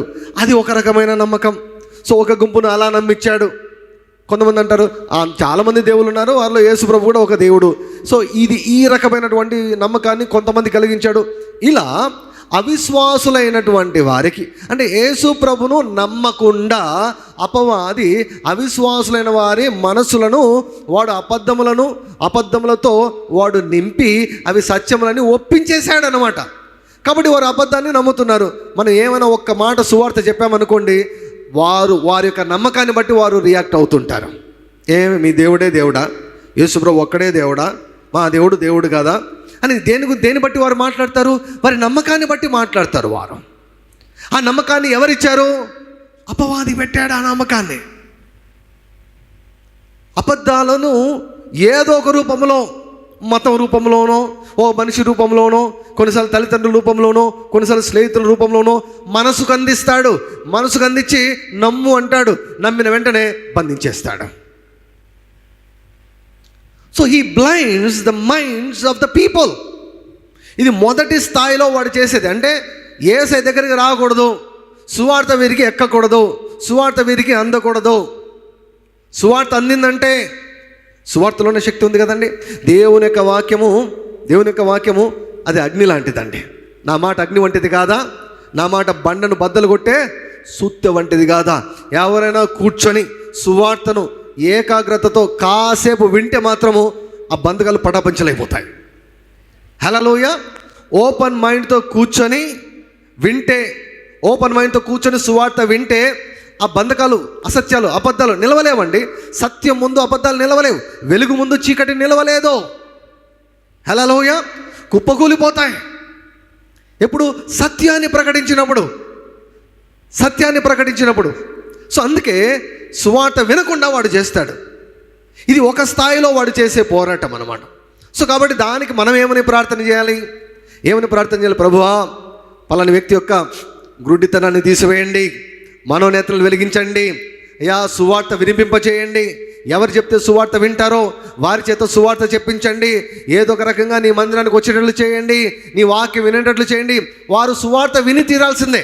సువార్త వింటేనే ఆ గ్రుడ్డితనం పోతుంది. హల్లెలూయా. ఒక స్థాయిలో సాతాను చేసే పోరాటం అనమాట. కాబట్టి అవిశ్వాసులైన వారి కొరకు మనం ఎలా పోరాటం చేయాలంటే ఇలాగే పోరాటం చేయాలన్నమాట. వారిపైన ఉన్నటువంటి చీకటి శక్తి యొక్క ప్రభావాన్ని మనం విరిచివేసేయాలి. వారి గురుడితనం తొలగించమని, వారి మనోనేత్రాలు వెలిగించమని, వారి కళ్ళు తెరవమని మనం ప్రార్థన చేయాలి. లేఖనాలు గ్రహించినట్లుగా శిష్యుల యొక్క మనోనేత్రాలు యేసుక్రీస్తు ప్రభు తెరిచారు కదా, వారి కళ్ళు తెరిచాడు. నీ ధర్మశాస్త్రంలో ఆశ్చర్యకరమైన సంగతులను చూచినట్లుగా నా మనోనేత్రాలను తెరవజేయమన్నాడు. సో కనుక మనం ఆ రీతిగా మనం ప్రార్థన చేయాలి. స్పెసిఫిక్గా మనం ప్రార్థన చేసినప్పుడు వారు రక్షించబడతారు, వారి మనోనేత్రాలు తెరవజేయబడతాయి, దేవుడు వారిని రక్షిస్తాడు. సో సాతాను ఆ రీతిగా వారిని బంధించాడు. ఇక విశ్వాసుల దగ్గరికి వస్తే వాడు, అంటే మనం నమ్మాల్సినవి చాలా ఉన్నాయి కదండి. మన జీవితంలో చాలా రంగాలు ఉంటాయి, చాలా విషయాలు ఉంటాయి మన జీవితంలో. ప్రతి విషయంలో కూడా మనము సత్యాన్ని మనం నమ్మాలి, అబద్ధాన్ని ఎప్పుడు కూడా నమ్మకూడదు. అబద్ధాన్ని నమ్మితే అపవాదికి ఆధారం దొరికినట్లే, అపవాదికి చోటు దొరికినట్లే. If we believe a lie, then Satan has an access to our life. మన జీవితంలోనికి అపవాది ఒక ద్వారము తెచ్చుకున్నట్లే, అపవాది కొరకే ద్వారం తెచ్చుకున్నట్లే. సో కనుక అబద్ధాలను నమ్మకూడదు, మనం సత్యాన్ని ఎప్పుడు కూడా నమ్ముతూ ఉండాలి. కాబట్టి విశ్వాసులకు ఏం చేస్తాడంటే కొన్ని సత్యాలను మనం నమ్ముతాం, కొన్ని విషయాల్లో వాడు అబద్ధాలను నమ్మిస్తాడనమాట. అలా మనం బంధించబడతాం. సో కాబట్టి దేవుని యొక్క సన్నిధిలోనికి వచ్చి పరిశుద్ధాత్మ మనల్ని సర్వసత్యంలోనికి నడిపిస్తాడంట. సో కనుక దేవుని యొక్క వాక్యంలోకి వచ్చి దేవుని యొక్క వాక్యంలో దేవుడు ఏం చెప్పాడో, ఆయన ఏం చెప్పాడో, ఆయన ఏం చేశాడో, ఆయన ఏమి చెబుతున్నాడో, ఆయన భవిష్యత్తు గురించి ఏం చెబుతున్నాడో, ఈ సంగతులన్నీ వీటి చేత మన మనస్సును మనం నింపుకోవాలండి. సత్యము చేత మన మనసును నింపుకున్నప్పుడు అపవాది అబద్ధాలకు ఏమాత్రం కూడా చోటు ఉండదు. విశ్వాసులను ఈ రకంగా వాడు విశ్వాసులను కూడా కొన్ని విషయాల్లో, అన్నిట్లో కాదు, యేసుప్రభు దేవుడు అనే విషయాల్లో ఇప్పుడు ఉన్నారు, మీరందరూ కూడా ఉన్నారు. యేసుప్రభు దేవుడు కాదంటే ఎవరు ఒప్పుకోరు, నాకు తెలిసి ఎవరు ఒప్పుకోరు. అంటే అంత నరాలు జీర్ణించుకుని పోయింది, Jesus Christ is the only God అని, ఆయన మాత్రమే దేవుడు అని ప్రతి ఒక్కరు కూడా ఒప్పుకుంటారు. సో ఇంకా దాని జోలికి వెళ్ళాడు అనమాట వాడు, దాదాపుగా దాని జోలికి వెళ్ళాడు. ఒకవేళ అవకాశం దొరికితే దాని జోలికి కూడా వెళ్తాడు అనమాట. కొన్నిసార్లు శ్రమలు, ఇబ్బందులు చాలా ఎక్కువైపోయినప్పుడు, ఒత్తిడి ఎక్కువైనప్పుడు దేవుడు కనిపించాడు. నల్లటి మేఘాలు వచ్చినప్పుడు, తుఫాన్లు వచ్చినప్పుడు సూర్యుడు కనిపిస్తాడా? కనిపించాడు. శ్రమలు వచ్చినప్పుడు కూడా దేవుడు కనిపించాడు. ఒత్తిడే కనిపిస్తుంది కానీ దేవుడు కనిపించాడు. సో అటువంటి సమయంలో వాడు ఉపయోగించుకొని ఆ దేవుని పైన నీకున్న విశ్వాసాన్ని తీసేయాలని ప్రయత్నం చేస్తాడు. సో వాడి ప్రయత్నం అంతా ఒకటే చూడండి, క్రీస్తును నమ్మకుండా వాడు మొదటగా అవిశ్వాసులను అడ్డుకుంటాడు. నమ్మిన వారిని కూడా యేసయ్య పైన విశ్వాసాన్ని సడలింపచేసేదానికి వాడు ప్రయత్నం చేస్తాడు. పేతురు జీవితంలో అదే జరిగింది కదా, లాస్ట్ 2 వీక్స్లో మనం చూసామన్నమాట. సో సాతాను కోరుకున్నాడు పేతురును. సిమోనా సిమోనా అన్నాడు, గోధుమలను జల్లెడబట్టేదానికి నేను కోరుకున్నాడు, నీ నమ్మిక తప్పిపోకుండా నేను ప్రార్థన చేశాను. సో విశ్వాస సంబంధమైన పోరాటం ఇది. అంటే వాడి ప్రయత్నం అంతా ఒకటి, క్రీస్తు నమ్మకూడదు, అవిశ్వాసులు నమ్మకూడదు. చూసారా, నమ్మకానికి సంబంధించింది. తర్వాత నమ్మినవారు నమ్మకాన్ని పోగొట్టుకోవాలి. యేసయ్యపైన నమ్మకాన్ని వదిలేసుకోవాలి. వారు లేడని చూపిస్తాడు, పరిస్థితులను అల్లుతాడు, శ్రమలను అల్లుతాడు, ఉపద్రవాలను అల్లుతాడు, హింసను అల్లుతాడు. ఎక్కడున్నాడు దేవుడు అనేటట్లు చేస్తాడు, చేసి విశ్వాసాన్ని వదిలేటట్లు చేస్తాడు. అది చేత కాలేదనుకోండి, నమ్మినటువంటి నీవు ఎఫెక్టివ్గా జీవించకుండా, సంతోషంగా జీవించకుండా, ఆరోగ్యంగా జీవించకుండా, సమృద్ధిగా జీవించకుండా, పరిపూర్ణమైన ఆనందంతో జీవించకుండా, తృప్తిగా జీవించకుండా, ఏదో ఒక విషయం పెట్టేసి విశ్వాసం లేకుండా అవిశ్వాసంలో నింపేసి, చింత ఒత్తిడి చేత నింపేసి నిన్ను ఎఫెక్టివ్గా ఉండకుండా, శక్తివంతంగా జీవించకుండా వాడు అడ్డుకుంటూ ఉంటాడు. అవిశ్వాసులను అడ్డుకుంటాడు, విశ్వాసం పోయేదానికి ప్రయత్నం చేస్తాడు, వాడు పోగొట్టేదానికి ప్రయత్నం చేస్తాడు. పౌలుకే ప్రయత్నం చేశాడు కదండి. ఏమన్నాడు పౌలు గారు లాస్ట్లో? మంచి పోరాడాను, నా పరుగు కడ ముట్టించాను, ఏం కాపాడుకున్నాను. అమ్మో, వాడు నా విశ్వాసాన్నే దొంగిలించాలని ప్రయత్నం చేశాడు అన్నాడు పౌలు గారు. నా విశ్వాసాన్నే పౌలు గారి విశ్వాసాన్ని, అంటే యేసు ప్రభు పైన పౌలు గారి విశ్వాసాన్నే దొంగిలించాలనుకున్నాడు అనమాట. ఓ సంఘానికి లేఖ రాస్తూ అంటాడు పౌలు గారు, మీరు నమ్మినారా నేను బ్రతికినట్లే అంటారు. అంటే కొన్ని సమస్యల ద్వారా యేసు ప్రభు పైన విశ్వాసం సడలిపోయేదానికి సాతాను ప్రయత్నం చేస్తాడు. అది వాని కుట్ర. వాని ప్రయత్నం అంతా విశ్వాసం మీదనే అండి. వాడి ప్రయత్నం అంతా విశ్వాసం మీదనే. దాన్ని నమ్మద్దు, ఆయన నమ్మద్దు అంటాడు, ఆయన చెప్పింది నమ్మద్దు అంటాడు. యేసుప్రభు నమ్మద్దు అంటాడు ఫస్ట్. లేదు నమ్మావా, ఆయనది చెప్పింది నమ్మద్దు అంటాడు. అది నమ్మావా, దాని అర్థం ఇది కాదంటాడు. సో ఫైనల్గా నీ కాన్ఫిడెన్స్ను వాడు దెబ్బతీస్తాడు, నీ విశ్వాసాన్ని వాడు దెబ్బతీస్తాడు. సో ఇది వాడి యొక్క పని. ఇది ఏ రూపంలో వాడు తీసుకొని వస్తాడు? కొరింథీయులకు రాసిన 2వ పత్రిక 10వ అధ్యాయం. ఈ భాగాలన్నీ మనకు నిజంగా కంఠస్థం రావాలండి. ఈ భాగాలన్నీ కంఠస్థం రావాలి. కొరింథీయులకు రాసిన 2వ పత్రిక 10వ అధ్యాయం 3వ వచనం. మేము శరీరధారులమై నడుచుకొనుచున్నను, శరీర ప్రకారము యుద్ధము చేయము. మన పోరాటం చెప్పాను కదండి, శరీర ప్రకారం కాదు మన పోరాటం, శరీర సంబంధమైంది కాదు, మనుషులతో కూడా కాదు. మా యుద్ధోపకరణములు శరీర సంబంధమైనవి కావు, కానీ దేవుని ఎదుట దుర్గములను పడద్రోయజాలినంత బలము కలవై ఉన్నవి.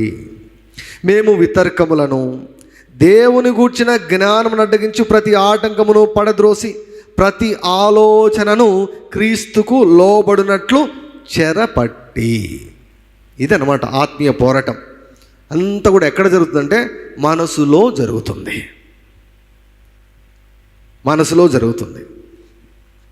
మనసులోకి కొన్ని ఆలోచనలు అపవాది పంపిస్తాడు. వాటిని మనం పదే పదే కొన్నిసార్లు కొన్ని పాటలు మనకు నచ్చాయని కూడా, ఒక పాట 20 సార్లు 30 సార్లు వింటాం మనం. 20 సార్లు 30 సార్లు వింటాం ఒక పాట. అట్లే సైతాన్ గాడు ఏదైనా ఒక ఆలోచన తలలో పెట్టేస్తే దాన్ని ఇంకా పదే తిప్పుతూ ఉన్నాం అనుకోండి, 20 సార్లు 30 సార్లు 40 సార్లు తిప్పుతూ ఉన్నాం అనుకో, ఏమైపోతుంది తెలుసా? నమ్మకం వచ్చేస్తుంది దానిపైన, నమ్మకం వచ్చేస్తుంది. అందుకే ఆల్రెడీ మనం దేవుని జ్ఞానంతో మనల్ని నింపుకోవాలి. దేవుని జ్ఞానానికి వ్యతిరేకమైన ఆలోచన ఏది వచ్చినా వెంటనే ఏం చేయాలంటే దాన్ని పట్టేసుకోవాలి. వెంటనే దాన్ని పట్టుకోవాలి. చెరపట్టి అంటున్నాడు, అరెస్ట్ చేసేయాలి, చెరపట్టి విసిరేసేయాలి దాన్ని. హవ్వ ఆ పని చేయలేకపోయింది. ఇది నిజమా? తినొద్దని చెప్పాడా అంటే అవును, తింటే చస్తాము, చావరు అన్నారు, గెట్ అవుట్ అని ఉండాలి. ఎందుకు? దేవుని జ్ఞానానికి వ్యతిరేకమైన ఆలోచన పుట్టించింది. దేవుని జ్ఞానానికి వ్యతిరేకమైన ఆలోచన మనసుకు వచ్చింది. ఆయన పొందిన దెబ్బల ద్వారా మీరు బాగయ్యారని దేవుడు అంటున్నాడు. వెంటనే ఎక్కడో నొప్పి మొదలవుతే నాకు అనారోగ్యం ఉందని ఆలోచన మొదలవుతుంది. ఏం చేయాలి ఇప్పుడు? ఆలోచనను బంధించి దేవుని యొక్క వాక్యం మీద నిలబడాలి. హల్లెలూయా.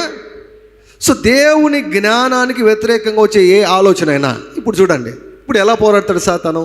సేమ్, వాడికి కొత్త విద్యలు ఏమీ తెలియవు. వాడు ఆలోచనలు ఇస్తాడు, కొన్ని తలంపులు ఇస్తాడు, కొన్ని ఆలోచనలు ఇస్తాడు. దేవుడు చెప్పిన దానికి వ్యతిరేకమైన ఆలోచనలు తీసుకుని వస్తాడు. ఆ రీతిగా ఆలోచనలు తీసుకుని వచ్చినప్పుడు మనము వాటిని ఎదుర్కోవాలి. యేసు నామములో వాటిని రెసిస్ట్ చేయాలి. యేసు నామములో వాటిని తృణీకరించాలి. యేసు నామములో వాటిని కించపరచాలి. యేసు నామములో వాటిని బంధించి త్రోసివేసేయాలి, విసిరివేసేయాలి. ఇది నేర్చుకోవాలి. ఇది నేర్చుకోలేకుంటే మనం గెలవలేం. ఇది నేర్చుకుంటే ప్రతి పోరాటాన్ని మనం జయించగలం. ప్రతి పోరాటాన్ని జయించగలం. కొన్నిసార్లు సెకండ్లలోనే జయం వస్తుంది, కొన్నిసార్లు కొన్ని నిమిషాలు పడుతుంది, కొన్నిసార్లు గంటలు, కొన్నిసార్లు దినాలు, కొన్నిసార్లు వారాలు, కొన్నిసార్లు సంవత్సరాలు కూడా కొన్ని విషయాల్లో పోరాడాల్సి వస్తుంది. ఏమిటి? దేవుడు చెప్పిన దానిపైన నిలబడ్డాం. దానికి వ్యతిరేకమైన ఏ ఆలోచన వచ్చినా కూడా దాన్ని తిరస్కరించడం, దేవుడు చెప్పిన దాన్నే నమ్మడం. సో సాతాను ఈ ఫైట్ ఇస్తాడన్నమాట. సో దాని కొరకే ఈ పోరాటానికి పెట్టబడినటువంటి పేరు ఏమిటంటే విశ్వాస సహితమైన మంచి పోరాటం. విశ్వాసానికి సంబంధించింది, నమ్మకానికి సంబంధించింది. సో మనం ఎలా తీర్మానించుకుంటే, దేవుడు ఏది చెబితే నేను దాన్ని నమ్ముతాను. హల్లెలూయా. దేవుడు ఏది చెబితే, నా గురించి దేవుడు ఏం చెబితే, నన్ను దేవుడు నీతిమంతుడు అన్నాడు, నాకు అనిపించినా అనిపించకపోయినా నేను నీతిమంతునే, నేను నమ్ముతాను. నేను స్వస్థత పొందాను అంటున్నాడు, నేను పొందాను స్వస్థత. నేను విడిపించబడ్డాను అంటున్నాడు, నేను విడిపించబడ్డాను. నన్ను ధనవంతుడు అంటున్నాడు, నేను ధనవంతునే. నాలో దేవుడు ఉన్నాడు, పరిశుద్ధాత్ముడు ఉన్నాడని చెబుతున్నాడు కాబట్టి ఉన్నాడు. నాకు అనిపించినా అనిపించకపోయినా పరిశుద్ధాత్ముడు నాలో ఉన్నాడు. నేను నిన్ను విడువను, ఎన్నడూ ఎడబాయను అన్నాడు ఆయన. కాబట్టి నాకు అనిపించినా అనిపించకపోయినా నన్ను ఆయన ఎన్నడూ విడవడు, ఎన్నడూ కూడా ఆయన నన్ను ఎడబాయడు. నమ్మడం. ప్రయాణాన్ని ప్రారంభిస్తే నాకు ఏ అపాయం రాదని నా దేవుడు చెప్పాడు, నేను నమ్ముతున్నాను అంతే. నాకు ఏ అపాయం రాదు, ఏ ప్రమాదం జరగదు. నమ్మడం, ఆయన చెప్పిన మాటలు నమ్మడం. వాడి ఎముకలు ఒకటి కూడా విరగదు, నా ఎముకలు ఒకటి కూడా విరగదు. నాకు యాక్సిడెంట్లు జరగవు, నాకు అబార్షన్ జరగదు. దేవుడు జరగదని చెప్పాడు, జరగదు. ఆకస్మిక మరణం నాకు సంభవించదని దేవుడు చెప్పాడు, నేను నమ్ముతున్నాను. దీర్ఘాయు చేత నన్ను తృప్తిపరుస్తానన్నాడు, దీర్ఘాయు చేత నేను తృప్తిపరచబడతాను. లాంగ్ లైఫ్ నేను కలిగి ఉంటాను. దేవుడు నా గురించి ఏం చెప్పాడో నేను దాన్ని నమ్ముతాను. దీనికి వ్యతిరేకమైన ఏ ఆలోచన వచ్చినా ఆ ఆలోచన నేను తిరస్కరిస్తాను. యెహోవా ఉత్తమమైన దాన్ని అనుగ్రహించును అన్నాడు. నాకు గుణవతి అయిన భార్య దొరుకుతుందని దేవుడు చెబుతున్నాడు, నేను దాన్నే నమ్ముతాను. గుణవంతుడైన భర్త దొరుకుతాడు, ఉత్తమమైనది ఇస్తాడని వాక్యం అంటుంది, ఇస్తాడు. నేను దాన్నే నమ్ముతాను, వేరే ఏ ఆలోచన నమ్మను. ఇది మనం అలవాటు చేసుకోవాలి. ఎందుకో తెలుసా? We are believers, we are not doubters. మన విశ్వాసులం, మనం అవిశ్వాసులం కాదు, సందేహించే వారం కాదు. విశ్వాసం. ఏ విశ్వాసము? దేవుని నమ్మే విశ్వాసము, దేవుడు చెప్పిన మాటలను నమ్మే విశ్వాసం. We are the believers of whatever God is telling about us. మన గురించి దేవుడు ఏమేమి చెప్తున్నాడో వాటన్నిటినీ నమ్మే విశ్వాసులం అన్నమాట మనం. హల్లెలూయా. సో కాబట్టి ప్రతి ఆలోచన, మన విశ్వాసానికి వ్యతిరేకంగా వచ్చే ప్రతి ఆలోచనను మనం గుర్తించగలగాలి, ప్రతి ఆలోచనను మనం గమనించగలగాలి, ప్రతి ఆలోచనను మనం గుర్తించి అది దేవుని నుంచి కాదు అంటే దాన్ని బంధించేసేయాలి. లేదంటే ఆ ఆలోచన మనల్ని బంధిస్తుంది. ఆ రీతిగా అపవాదికి మన జీవితంలో చోటు దొరుకుతుంది. అపవాదికి చోటు ఇవ్వకుడి అన్నాడు. వాడి ఆలోచనలను ఎంటర్టైన్ చేస్తే, వాడి ఆలోచనలను ధ్యానిస్తే వాడికి చోటు దొరుకుతుంది. సో కనుక అన్నిటికంటే ముఖ్యంగా నీ హృదయాన్ని భద్రపరచుకోమన్నాడు. అన్నిటికంటే ముఖ్యంగా నీ హృదయాన్ని అంటే అర్థం ఏంటంటే నీ మనస్సును భద్రపరచుకున్నాడు. ఎటువంటి ఆలోచనలు వస్తున్నాయి నీకు? నీ మనసులో ఏం జరుగుతూ ఉంది? ఎటువంటి ఆలోచనలకు నీవు అనుమతినిస్తున్నావు? వచ్చినవన్నీ ఆలోచిస్తున్నావా? లేకపోతే అక్కడ ఏమైనా ఒక డిసిప్లిన్ అన్నటువంటిది ఏమైనా పాటిస్తున్నావా? పౌలు అదే అన్నాడు కదా, అదే మొదటి పత్రికలో, కొరింథీయులకు రాయబడిన మొదటి పత్రిక 9వ అధ్యాయంలో ఏమంటాడంటే, అందరికీ బోధించి నేను ఎక్కడ భ్రష్టుడని అయిపోతానేమో అని నా శరీరంలో నల్లగొట్టుకొని లోబర్చుకొనిచున్నాను. ఫ్లెష్ అంటే ఇది మాత్రమే కాదండి, అన్రిన్యూడ్ మైండ్, నూతన పరచబడని మనస్సు. అంటే మనస్సును స్వాధీనం చేసుకోలేకుంటే, డిసిప్లిన్ చేసుకోలేకపోతే ఏమవుతారు? భ్రష్టులు అయిపోతారు. వారు తమ మనసులో దేవునికి చోటు ఇయ్యలేదు కనుక దేవుడు వారిని భ్రష్ట మనసుకు అప్పగించినని ఉంది. Paul was talking about this fight. So కాబట్టి మన అటాక్ దేని మీద ఉండాలి? వాడు ఏ ఆలోచన ఇస్తాడో ఆ ఆలోచన పైన దాడి చేయాలి. మనం ఆ ఆలోచన పైన దాడి చేయాలంటే దేనితో దాడి చేయాలంటే దేవుని వాక్యంతో దాడి చేయాలి. సత్యముతోనే అసత్యాన్ని కొట్టాలి. అందుకే సాతాను యేసయ్య దగ్గరికి వచ్చి వాడు శోధించినప్పుడు యేసయ్య ఏమన్నాడు? వాక్యాన్ని కోట్ చేశాడు, వ్రాయబడిన వాక్యాన్ని కోట్ చేశాడు, వ్రాయబడిన వాక్యాన్ని చెప్పాడు. సో కాబట్టి ఈ మంచి పోరాటంలో మన నోట ఎప్పుడు కూడా దేవుని యొక్క వాక్యం ఉండాలి. నమ్మి ఆ వాక్యాన్ని చెప్పాలి, నమ్మి ఆ వాక్యాన్ని పలకాలి, నమ్మి ఆ వాక్యాన్ని మాట్లాడాలి. సో ఆ వాక్యంతో ఆ సాతాను పుట్టించే ఆలోచనను మనం కొట్టేసేయాలి. సో ఇది ఆలోచన పైన దాడి,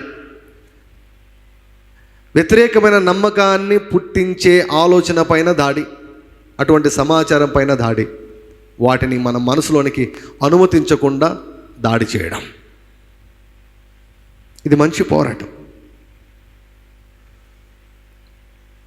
సర్వలోకాన్ని మోసపుచ్చే అపవాది వాడి కుట్ర ప్రణాళిక అంతా ఏమిటంటే నిన్ను, నీ నమ్మకాన్ని వేరు చేయాలన్నది. దేవుని పైన నీ నమ్మకాన్ని వేరు చేయాలి. కుదరలేదా? దేవుడు చెప్పిన సంగతులపైనైనా నీ నమ్మకాన్ని వేరు చేయాలి. మొత్తం మీద విశ్వాసాన్ని వాడు ప్రక్కకు పెట్టాలి, విశ్వాసాన్ని నీ నుంచి సపరేట్ చేయాలి. ఇది వాడి యొక్క ప్లాన్. ఎందుకంటే విశ్వాసాన్ని సపరేట్ చేస్తే దేవుడు కోరుకున్నట్లు నువ్వు బ్రతకలేవు. ఎందుకంటే నీతిమంతుడు విశ్వాస మూలముగా జీవిస్తాడు. విశ్వాసం పోగొట్టుకుంటే, పునాదులు పాడైపోక నీతిమంతుడు ఏం చేయగలడు? పునాది పాడైపోతే నీతిమంతుడు ఏం చేయగలడు? విశ్వాసం పోతే ఎలా బ్రతకగలడు? అంటే ఊపిరి పీల్చుకుంటాం, లోకానుసారంగా బ్రతుకుతాం, కానీ దేవుని యొక్క స్టాండర్డ్స్ ప్రకారం, దేవుడు కోరుకున్న ఆ యొక్క లెక్కచారం ప్రకారం మనం జీవించాలంటే వీ నీడ్ ఫెయిత్. కాబట్టి ఆ విశ్వాసాన్ని కొట్టాలని వాడు ప్రయత్నం చేస్తుంటాడు. సో కాబట్టి ఎప్పుడు కూడా విశ్వాసంలో మనము ఎదుగుతూనే ఉండాలి. ఎలా వస్తుంది విశ్వాసం?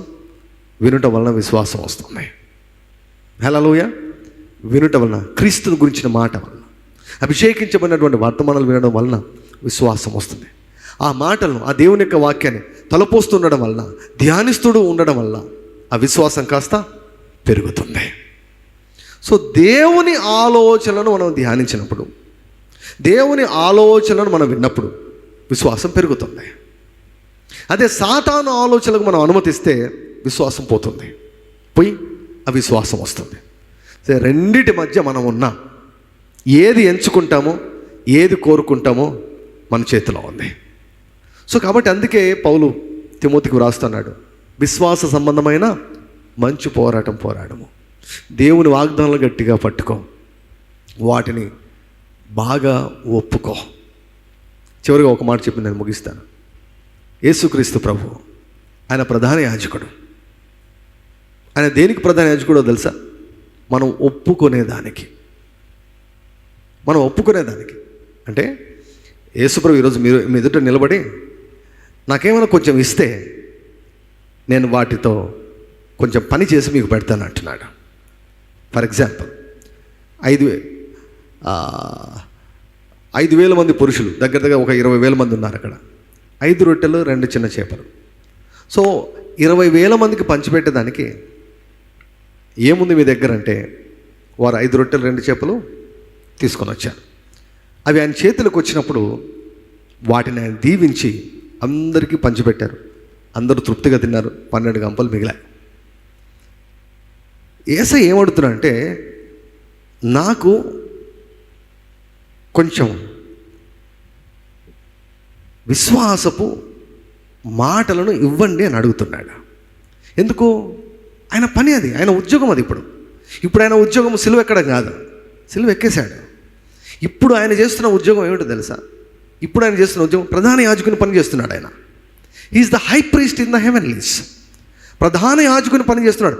దేనికి ప్రధాన యాజకుడు అంటే మనం ఒప్పుకునేదానికి, మన నోటి మాటలకు ఎప్పుడైతే మంచి ఒప్పుకుంటామో,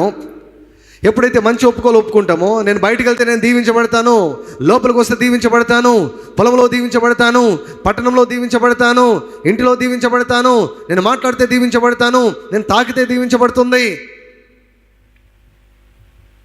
పలుకుతామో అప్పుడు ఏంటో తెలుసా? యేసయ్యకి కార్యం చేసేదానికి ఆయన చేతికి 5 రొట్టెలు 2 చేపలు ఇచ్చినట్లు మోషేతో అడిగాడు, మోషే నీ చేతిలో ఏముంది అంటే కర్ర ఉంది అన్నాడు. సో నీ చేతిలో ఉన్నది. సో నీ నోటితో దేవుని యొక్క వాక్యాన్ని నువ్వు మాట్లాడినప్పుడు యేసయ్య నీ జీవితంలో కార్యం చేసేదానికి నువ్వు అనుమతినిస్తున్నావు. నోటి మాట లేకుండా దేవుడు నీ జీవితంలో ఏ కార్యం చేయలేడు, ఈవెన్ రక్షించలేడు. నిన్ను రక్షణ కలుగునట్లు మనుషుడు నోటితో ఒప్పుకొనును. నోటితో ఒప్పుకోకుంటే యేసయ్య ఏమీ చేయలేడు. He cannot do anything if you don't confess that Jesus is Lord. యేసు ప్రభువు అని నీ నోటితో ఒప్పుకోకుంటే నిన్ను రక్షించలేడు. సో కనుక ఆయన ప్రధాన యాజకుడు. దేనికంటే మనం మాట్లాడే మాటలకు ప్రధాన యాజకుడు. సో కాబట్టి మన జీవితంలో గొప్ప కార్యాలు జరగాలంటే మనం మాట్లాడాలి, మేలును మాట్లాడాలి, ఏం కావాలో అవి మాట్లాడాలి, మంచి ఒప్పుకోవాలి. యెషయా గ్రంథంలో వ్రాయబడి ఉంటుంది, తెలుగులో కొంచెం సరిగ్లేదు కానీ, he creates the fruit of our lips. మనం ఏం మాట్లాడతామో దేవుడు వాటిని సృష్టిస్తాడంట. దేవుడు అదే రీతిగా సృష్టించాడు కదా. ఏం కావాలంటే అది పలికాలి, ఏం కావాలంటే అది పలికి సృష్టించాడు. ఈరోజు మన నోటితో మనం మాట్లాడి పలికి మనం సృష్టించుకోవచ్చు. సో అందుకున్నాడు ఈ విశ్వాస సంబంధమైన మంచి పోరాటంలో మనకి ఏవేవి కావాలో, ఏవేవి పొందుకోవాలో వాటిని ఏం చేయాలంటే ఆ వాగ్దానాలను నమ్మి ఆ వాగ్దానం నోటితో ఒప్పుకోవాలి. 1-2 సార్లు కాదు, కంటిన్యూస్గా చేస్తుండాలి. జీవ మరణములు 4 వశం, దాని యందు ప్రీతి గలవాడు దాని ఫలాన్ని తిని తీరుతాడు. You speak God's word and God's promises, eventually you will be enjoying the fruit of the word of God. దేవుని యొక్క వాగ్దానాల యొక్క నెరవేర్పును నీ జీవితంలో నువ్వు చూస్తావు. సో కనుక ప్రియులారా, సాతాను యొక్క కుట్ర ఏమిటంటే నిన్ను నీ విశ్వాసాన్ని వేరు చేయడం. అవిశ్వాసులైన వారు గుడ్డితనం. కొన్నిసార్లు మనం అనుకుంటాం ఎంత చేసినా నమ్మడు, ఎంత చెప్పినా వారు వినలేదు, గుడ్డి వాళ్ళు. వాడు నమ్మించాడు, కొన్ని అబద్ధాల చేత వాడు నమ్మించాడు. అవి దుర్గాలు. ఆ దుర్గాలు పోయేదానికి మనం ప్రార్థన చేయాలి. ఆ దుర్గాలు పోయేదానికి సత్యం కూడా అందజేయాలి. సో అదే రీతిగా చాలాసార్లు బోధకు ఎందుకు ఇంత ఎక్కువ ఇంపార్టెన్స్ ఇస్తామంటే, ఇప్పుడు నేను మాట్లాడిందంతా సత్యం. సో ఈ సత్యానికి వ్యతిరేకమైన ఏ ఆలోచనలు మీ మనసులో ఉన్నా కూడా అవి కాలిపోయి ఉంటాయి. హల్లెలూయా. సో క్రొత్త మనసు వచ్చేస్తుంది, క్రొత్త ఆలోచనలు వస్తాయి. ఓకే, ఇట్లనా, అపవాది ఇలా పని చేస్తాడా? సో అది తెలియనంత, ఒకవేళ తెలియకుంటే ఎలా ఉంటుంది? గాలితో ఫైటింగ్ చేసినట్లే, రిజల్ట్స్ రావు, మనకి ఏం రావు, గాలితో పోరాడినట్లే ఉంటుందన్నమాట. ఒకసారి మనకు ఈ సేటన్ యొక్క స్ట్రాటజీ మనకు తెలిసినప్పుడు, వాడి యొక్క ప్రణాళిక మనకు తెలిసినప్పుడు మన పోరాటం ఖచ్చితంగా గురి యొద్దకు మనం వెళ్తాం, గురి చూసి మనం కొడతాం. సో ఆ రీతిగా మనం చేయాలని దేవుడు కోరుకుంటున్నాడు. సో మనందరి పోరాటంలో దేవుడు గొప్ప విజయాన్ని దేవుడు మనకు అనుగ్రహించును గాక. తల వంచి కళ్ళు మూసుకుందాం, ప్రార్థన చేద్దాం. ప్రభువుల పంచుటకు పెద్దల త్వరగా ముందుకు రావాలని మనం చేస్తాం.